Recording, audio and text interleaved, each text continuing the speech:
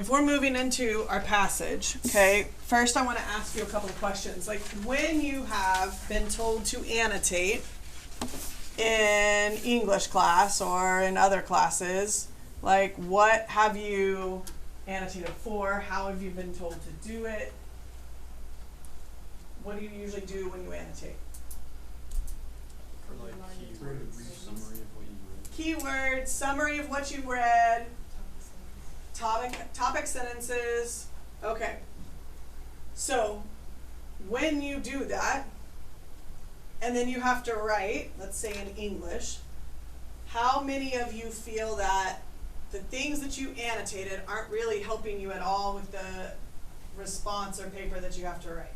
The essay, the short answer, the whatever, especially in English. Okay, that's because you're not annotating anything purposely, right? So what I'm going to show you is I'm going to show you today what I want you to annotate for and how to annotate.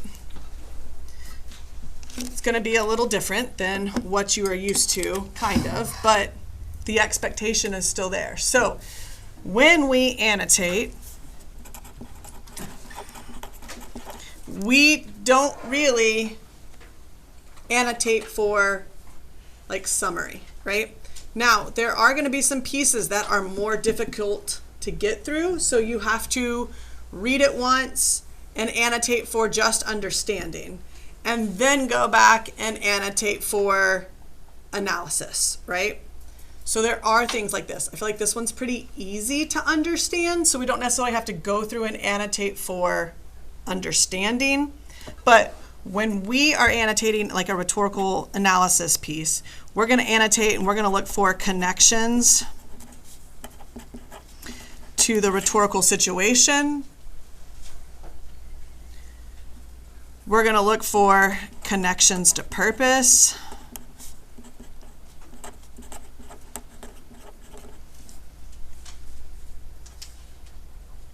Eventually, we'll get to where we annotate language. But we're going to start simply with connections to rhetorical, the situation, and connection to purpose. So, where did we say we always find the purpose? In the task. Very good. Remember, the task starts with that marker verb,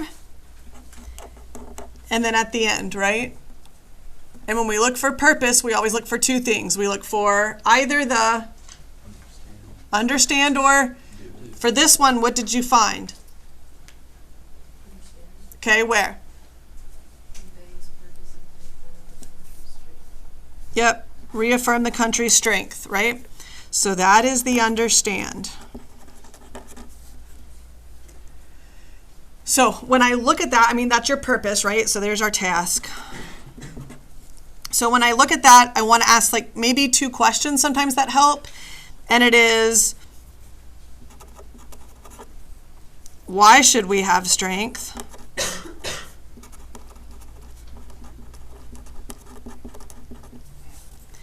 And how does he reaffirm?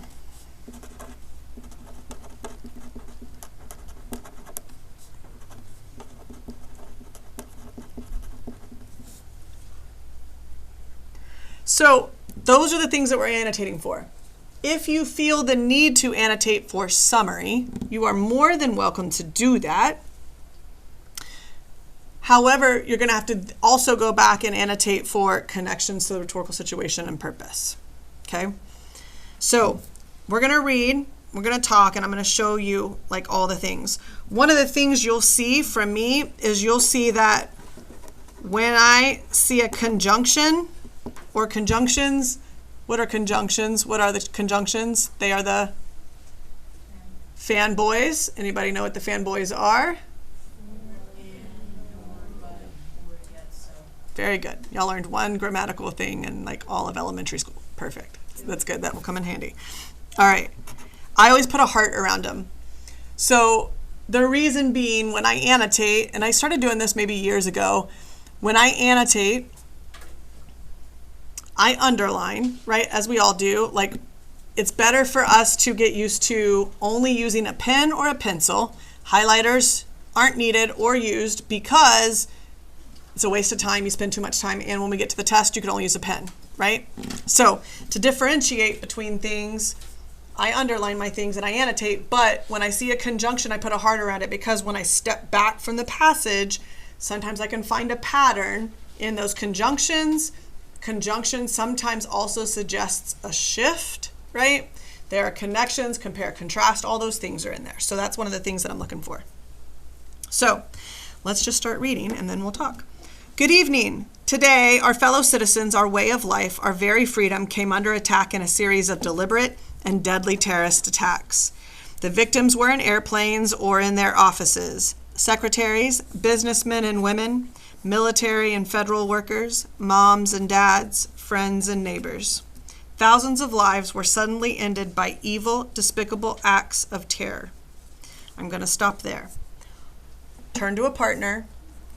You're going to find a piece of evidence just in the sentences we just read that you think is interesting, and it's more than a word, and you're going to tie it to some component of the rhetorical situation. So the way that that should sound is, here's my piece of evidence that connects to this component of the rhetorical situation. So it could be it connects to this description of him as a speaker, and that connects to this audience. This piece of evidence is used to leverage this thing. This piece of evidence is used to overcome this obstacle. This piece of evidence is used to connect this part of the speaker to this specific audience. I already said that. This piece of evidence is relevant because of this piece of context, right? So I'm going to give you about a minute or two, turn to a partner, find a piece of evidence, just one piece of evidence in those couple of sentences, and tie it to a rhetorical situation. Ready, set, go.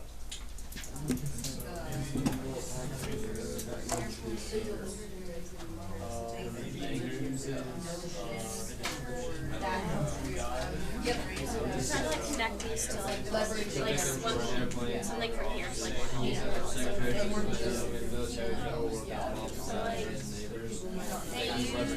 like the idea of like our very freedom came under attack to like play to the patriotism. It's like whenever like Americans our freedom and like that's ever like attacked, then it's very much like a rallying point.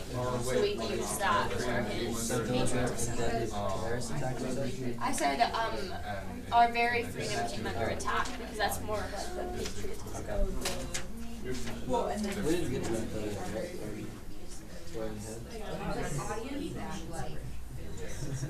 yeah, reaffirm.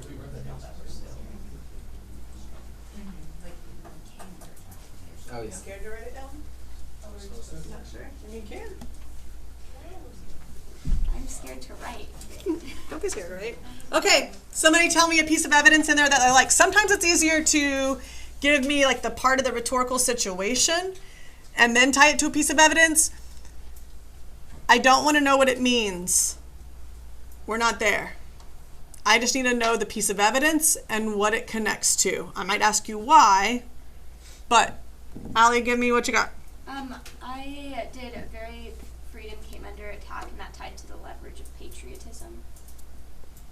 Okay. Yeah. I mean, I don't find anything special in that language. It's just a thing. Okay. What else? What else, Fernanda? The series of deliberate and deadly terrorist acts is evidence against the obstacle of misinformation. Okay. Still don't find anything special in that piece of evidence. You're right, though. Not wrong. Sarah? With the victims were moms, dads, friends, and neighbors. They're leveraging like people's emotional attachments. Okay. So, Sarah wasn't here for the Bush part, right? So somebody look, she's on the right area. Somebody tie that to part of the rhetorical situation. So it connects to, probably not a leverage, but what?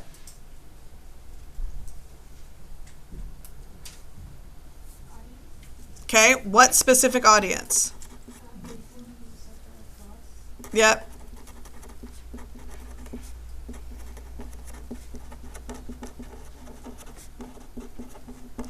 Okay. Can that piece of evidence be connected to another part of the rhetorical situation? The leverage we said family's experiences. Use that. Okay.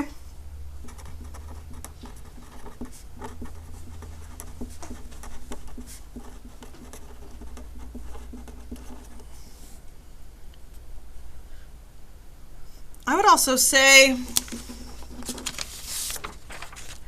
like, it's connecting to, like, the part of the rhetorical situation of the speaker, right? Because it's like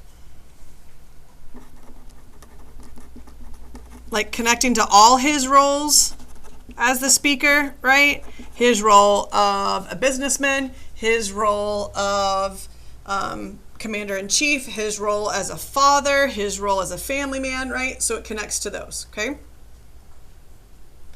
All right. Now, the other pieces of evidence that y'all said, again, what y'all said was not wrong.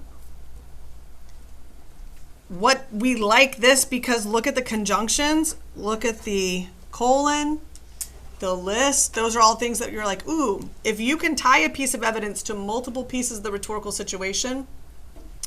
Remember how we talked about in the past when you've chosen a piece of evidence, you end up not knowing what to say, so you just say the same thing over and over again.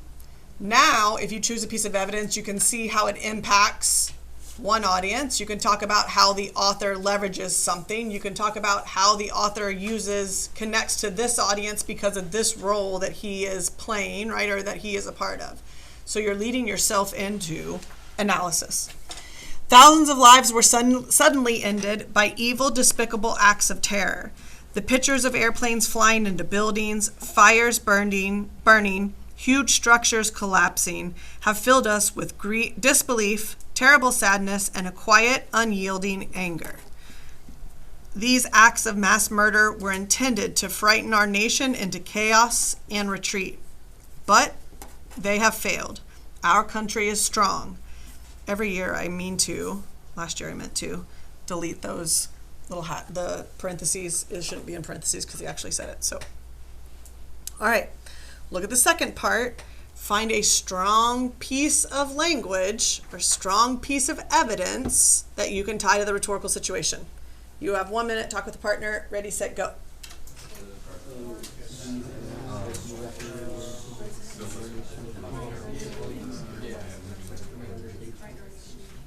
Structures collapsing.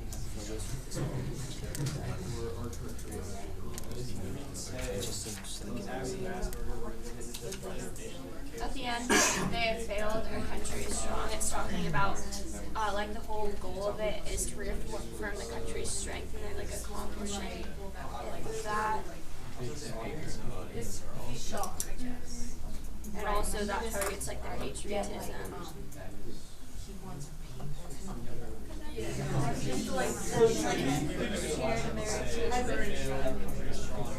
Angry Americans would be like these massive, like be more racist and unyielding. This part would probably be all about the audience, and then the end part would be more about the whole. Like the one talking about like the anger, terrible sadness, quiet, unyielding anger, that'd be like connecting it to angry Americans and scared Americans. Okay. All right, give me a piece of evidence.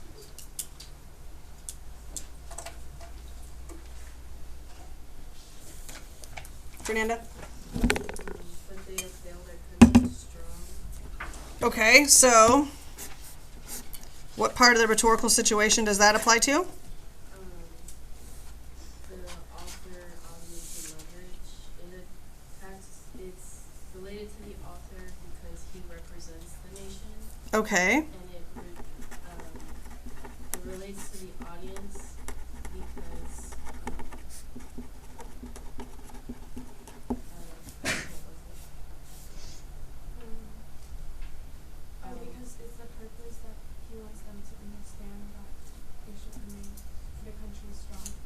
Okay, yeah, I mean, I think it goes into the purpose, but look at this idea. Is it good to have a piece of evidence that says exactly what the purpose is? So for instance, if you say, like, his purpose is to reaffirm our strength. America's strong. That shows he's reaffirming our strength. Do we go, oh, yes, the president said we are strong. We're strong, right? It's like somebody going, you're pretty. And I go, oh, yes, I'm pretty. No, like it takes convincing, like it's not like something that clicks like that, right? Like we've got to find something. So I think there is something there, but I don't know necessarily if it's purpose. It's also leverage. What is he leveraging? Patriotism. Yep.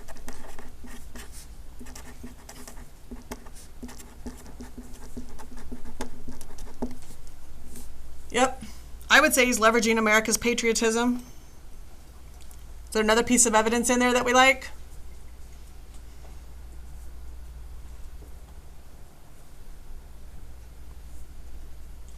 What else? I'm gonna say, have filled us with this terrible sadness and quiet and moving anger.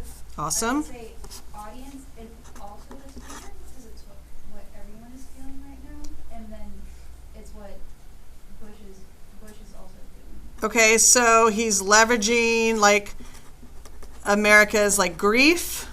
I mean, it's terrible to say, right? But he's leveraging America's grief. Didn't we say like that's also like an obstacle is like his emotion? Is getting Yeah, like his emotion could get in the way, so like that's an obstacle, right? Is like addressing those emotions. Good. All right, so before we move forward, we're going to jot down. Did it just die? Oh no. So before we move forward, we're going to do the main idea. So remember, the main idea is what is being said. Quickly, if I asked you what's being talked about in this paragraph, what is he talking about? How America spear won't be broken. Nope. What happened that day? What happened that day? Yep.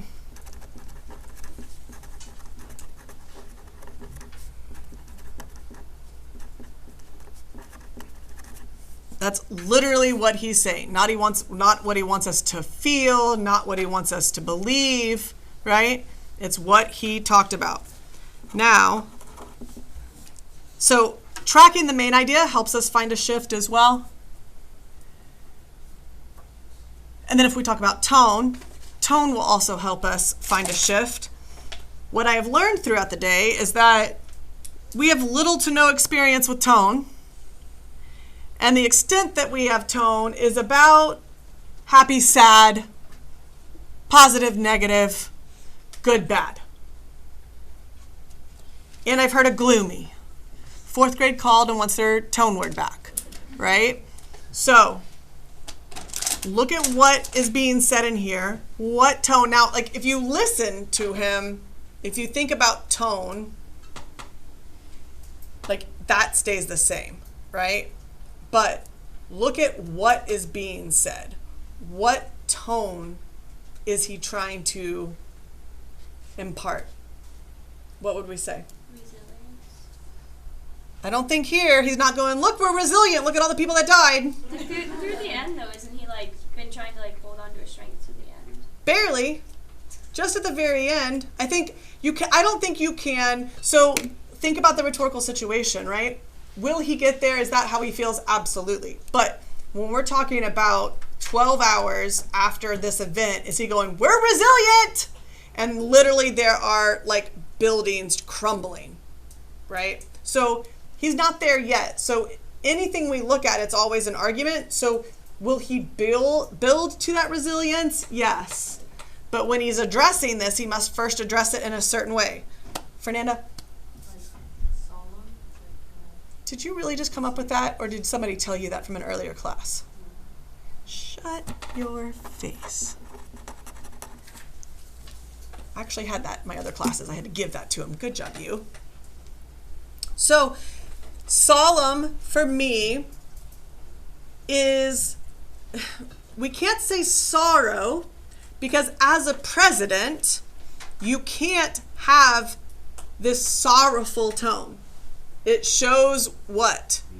Yeah, it would show weakness in a leader, right?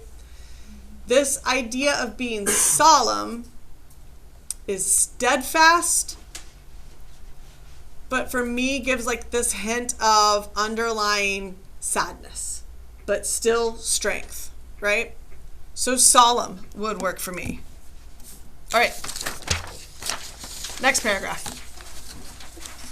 A great people has been moved to defend a great nation. Terrorist attacks can shake the foundations of our biggest buildings, but they cannot touch the foundation of America. These acts shatter steel. But they cannot dent the steel of American resolve. America was targeted for attack because we're the brightest beacon for freedom and opportunity in the world. And no one will keep that light from shining. Today, our nation saw evil, the very worst of human nature, and we responded with it. We responded with the best of America, with the daring of our rescue workers, with the caring for strangers and neighbors who came to give blood and help in any way they could. All right. 1 minute. Find a piece of evidence. Talk about what part of the rhetorical situation it connects to. Ready, set, go.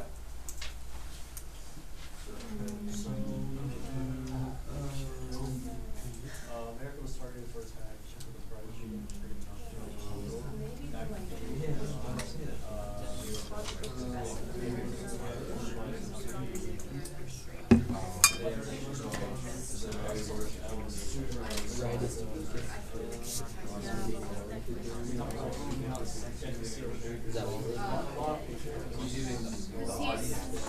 He's leveraging that, like our power assessment, right? It's like saying we're the best. Yeah. Like with the daring of our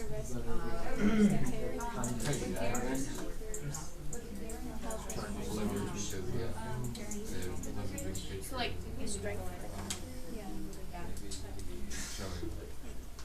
All right. Give me a piece of evidence. What do we like, Sarah? Well, America was targeted for attack because we're the brightest beacon for freedom and opportunity in the world. Okay. Just that feels like a big leverage of patriotism or like heavy emotion. Okay, I mean, we can leverage American patriotism.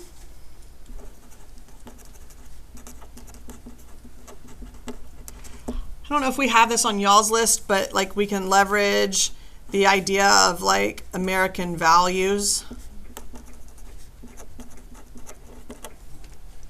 Okay, what else?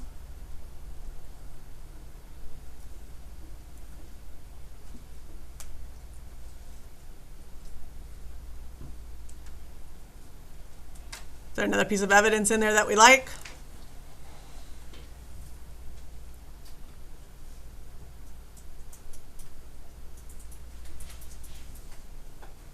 That's it?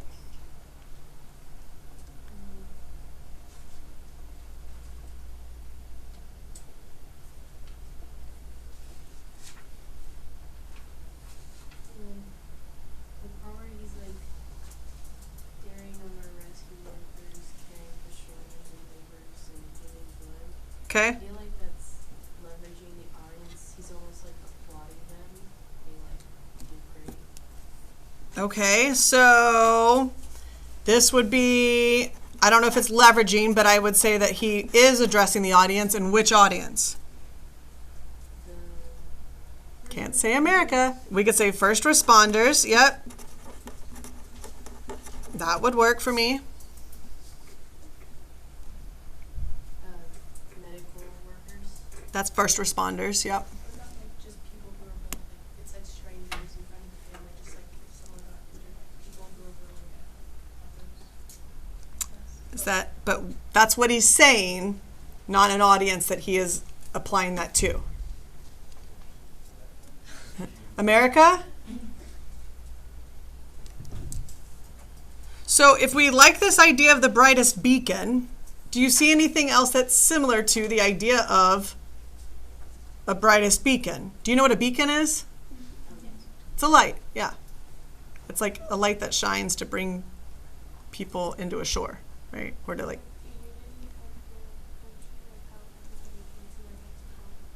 That's what we said there, but is there any other piece of evidence? Keeps relating to like buildings. Oh. What about a building? What part of a building? Okay.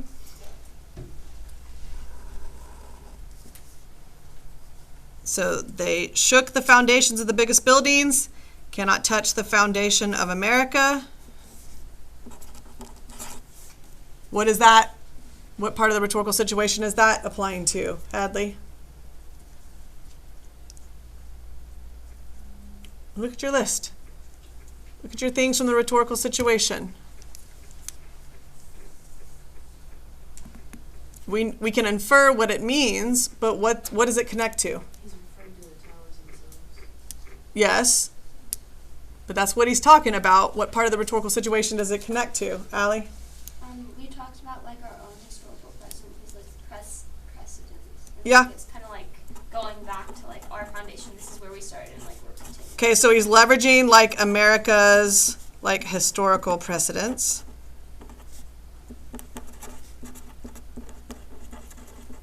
Yes.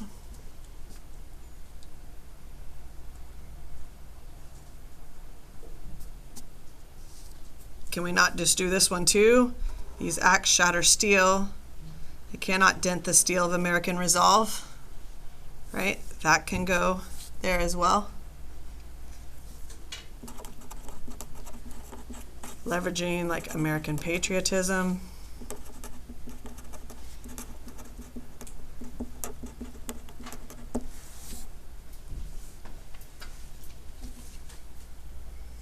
Did we guess it? Did we guess here? Between 3 and 4? Is that where we guessed? Yes. All right, let's talk about our main idea. What's our main idea here? What is he talking about?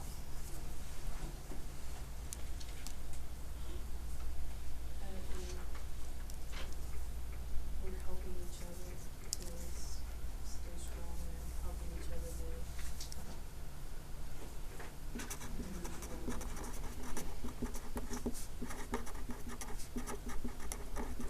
Okay.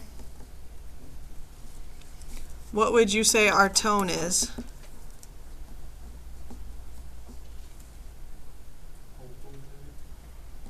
Yeah, I mean, I'd be okay. We need to expand our tone words.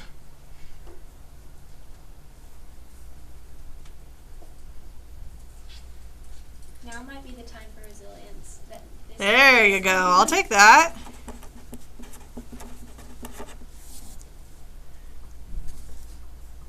I think it'd be more like resilient, right? All right.